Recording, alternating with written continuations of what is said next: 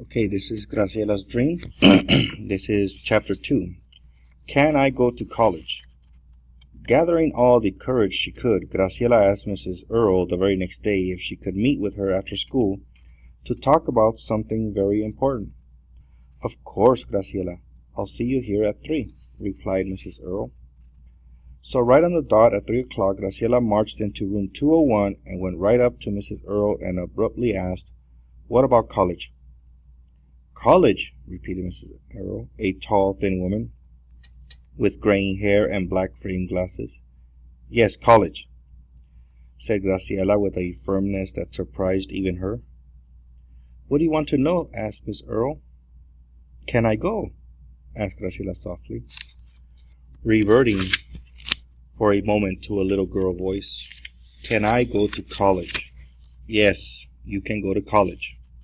But first you need to find out what you need to do in order to apply." "Apply?" "You need to apply to college. You can't just show up one day and start taking classes. You have to fill out an application first. Forms with your name, address, schools attended, grades, test scores. You have to write an essay telling the college admissions people why they should admit you into their college. And then there are all types of colleges and universities, small ones, big ones, private and public. I went to the State Teachers College right here in town. It depends on what you want to study." Mrs. Earle had just given Graciela a lot of information. Big, small, private, public, teachers, college, an essay. What? Study? How do I get started? What do I do first? Graciela wondered out loud, somewhat surprised at her own questions. "Go see your counselor," Miss Earle said, as she glanced at her watch. Graciela guessed that Mrs. Earle had some place to go soon. "A counselor? I have a counselor?" Graciela said. "Yes, every student is assigned a counselor. For you, it's Mrs. Brooks." For a moment, Graciela didn't even know what to say. She felt a little embarrassed that she had a counselor and didn't even know it. She walked out of the classroom feeling overwhelmed by it all.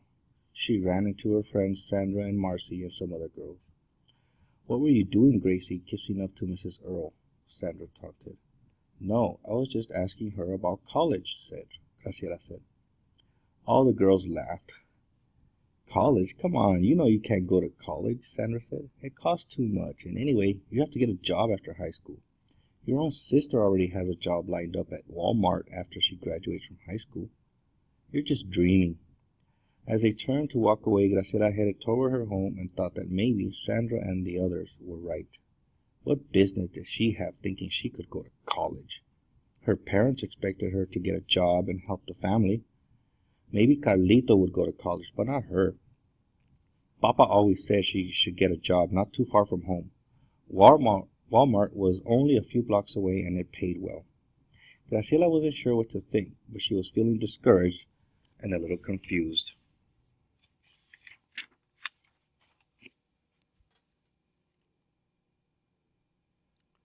All right, boys and girls, I want you to write a summary of chapter 2 right there in the blank spot.